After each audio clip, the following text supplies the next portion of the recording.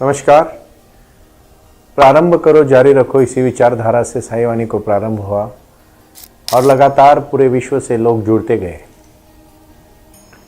साई बाबा ने जो मुझे आशीर्वाद दिया वो सब आशीर्वाद आप सबके जीवन में क्रांति लाने के लिए और साई ध्यान और साई क्रिया को जीवन का हिस्सा बनाने के लिए मैंने प्रारंभ किया। साई क्रिया के बारे में मैं कुछ कहूँगा तो उससे पहले मैं एक ही बात कहना चाहता हूँ कि जन्म से लेकर मृत्यु तक मैंने बहुत बार ये बात कही और आज मैं फिर से कहूँगा कि सिर्फ सांस ही अपने साथ होती है और सांस जब अपने साथ होती है तो उस सांस का हम ख्याल बहुत कम रखते हैं। जब हम गहरी सांस लेते हैं तो हमारी मन की अवस्था कौन सी होती है, जब हल्की सांस लेते हैं तो कौन सी होती है, बहुत जोर से अगर फास्ट लेवल पे अगर देखे ले जाए तो वो सांस की कैसी होती है, और जब दीर्घ श्वास लिया जाता है तो किस तरह से होती है। और सांस का जो संबंध है जो अपने मस्तिष्क से है, मन से है, विचार से है, स्थिरता से है, और उसी का संबंध अपने शारीरिक और भौतिक स्तर के साथ साथ अपने जीवन में उत्क्रांति लाने के लिए है। बहुत पहले मैंने एक बात आपसे कही थी, हर कोई कहता है ध्यान करो, ध्यान से मार्ग निकलेगा। हर कोई कहता है शांत रहो, क्रोधात भवति सम्मोह, सम्मोहात स्मृति विभ्रम, स्मृति भंशात बुद्धिनाशो, बुद्धिनाशात प्रणश्यति। बहुत बार ऐसी चीजें होती है हमारे जीवन में कि हमें बहुत आसान लगती है, लेकिन वो वैसे आसान होती नहीं। जिंदगी देखा जाए तो बहुत आसान है जीने का तरीका, लेकिन वो संभलने का, सीखने की कला आनी चाहिए। मैंने देखा 1 लाख रुपए पगार होने के बावजूद, सैलरी होने के बावजूद भी ठीक से घर नहीं चला पाते और 15-20 हज़ार में भी घर अच्छी तरह से चलता है। वो गृहिणी हो, घर का जो पुरुष हो, जो बच्चे हैं, जिनके संस्कार है, जिनकी अच्छी तालीम अगर दी जाए होगी तो उनका जीवन कोई भी खराब नहीं कर सकता, इसमें कोई दोहरा नहीं। इस सब का संबंध सिर्फ और सिर्फ सांस से है, क्रिया से है, और उसको साई क्रिया का नाम हमने दिया।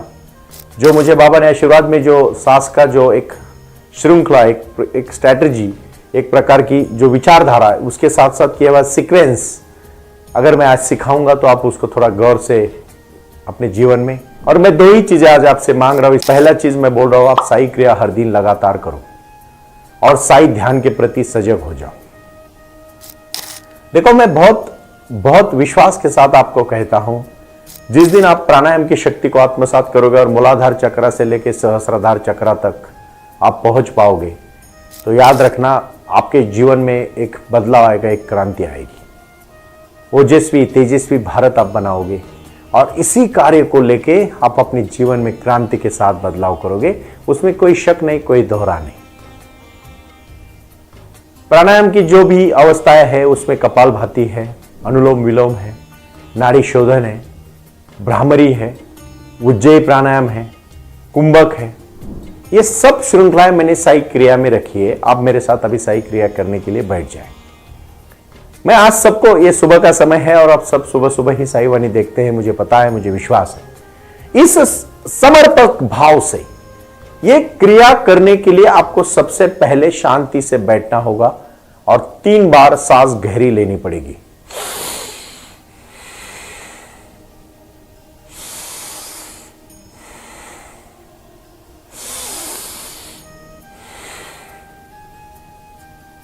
फिर आंख बंद करोगे, क्योंकि आंख बंद करना प्राणायाम में बहुत जरूरी है। आंख बंद करने से ऊर्जा को हम आत्मसात करते हैं, अंदर लेते हैं। आंख खुलते ही ऊर्जा बाहर चली जाती है।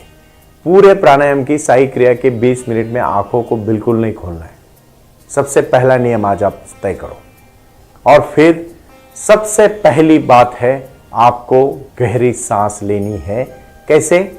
सिर्फ और सिर्फ हाथ को प्रणाम की अवस्था में लाओ और ऐसे सामने रख के सिर्फ और सिर्फ एक चीज को करना है, आपको 30 टाइम्स, 30 बार आपको गहरी सांस भरनी है अंदर। क्या होता है ना, हमारे जो फेफड़े हैं ना, जो हम सांस लेते हैं ना, बहुत कम सांस लेते हैं और पूरी तरह से ऑक्सीजन नहीं ले पाते और हर ऑर्गन को ऑक्सीजन नहीं पहुंचता है। सबसे पहले हर ऑर्गन को ऑक्सीजन लगता है, साइंटिफिकली मैं आपको कह रहा हूं। पता है ऊर्जावान इंसान कितना फ्रेश लगता है, क्योंकि उसकी सांस के ऊपर सबसे ज्यादा कोरोना में कौन से लोगों की मौत हुई पता है? जिनको सांस की बीमारी थी, जिनको दमा था, जिनको अस्थमा था, ये लोगों को है ना जल्दी वो बीमारी ने छू लिया। और कुछ लोगों की जिनकी ह्यूमिनिटी पावर अच्छी है उनको ये बीमारी जल्दी नहीं होती। आज कोरोना की बात मैं कर रहा हूं, कल और कोई बीमारी आएगी, बीमारियां तो जरूर आएंगी, लेकिन उसको सामना करने के लिए हमारी इम्यूनिटी पावर स्ट्रांग होनी चाहिए, हमारी शक्ति बड़ी होनी चाहिए, हमारे पास उतने सैनिक होनी चाहिए कि जो सामने वाली बीमारी को मार देंगे। और वो सैनिक तभी पैदा होते हैं जब हम उसको ऊर्जा मिलती है, ऑक्सीजन मिलता है। आपको शायद मैं आज एक बहुत रहस्य बताऊंगा जीवन का। एक बार खाने में जितनी ऊर्जा मिलती है उतनी एक बार प्राणायाम करने में मिलती है। मतलब बिना खाने के बावजूद भी अगर एक बार प्राणायाम करो तो समझ लो एक टाइम का भोजन हो गया आपका। सच है, साइंटिफिकली अमेरिका में यह प्रूव हुआ है।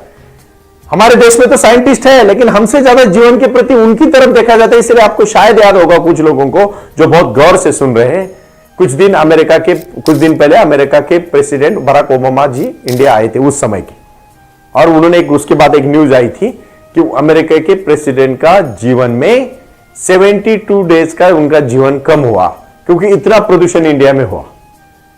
देखो मतलब उनके प्रेसिडेंट की कैसी लाइफस्टाइल है और वो कैसे सांस लेते हैं, इसके ऊपर उनके जीवन का हर कोई पॉइंट काउंट किया जाता है।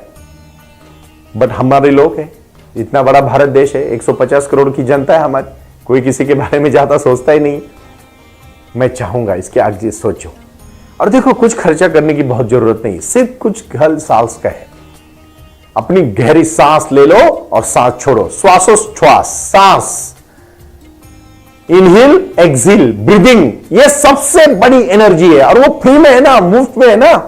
सुबह जल्दी उठो, ब्रह्म मुहूर्त में चलो 1 घंटे की दौड़ लगाओ, देखो कितने फ्री ऑक्सीजन मिलेगा और पूरी तरह से शक्ति बलवान होगी, क्योंकि सर सलामत तो पगड़ी 50।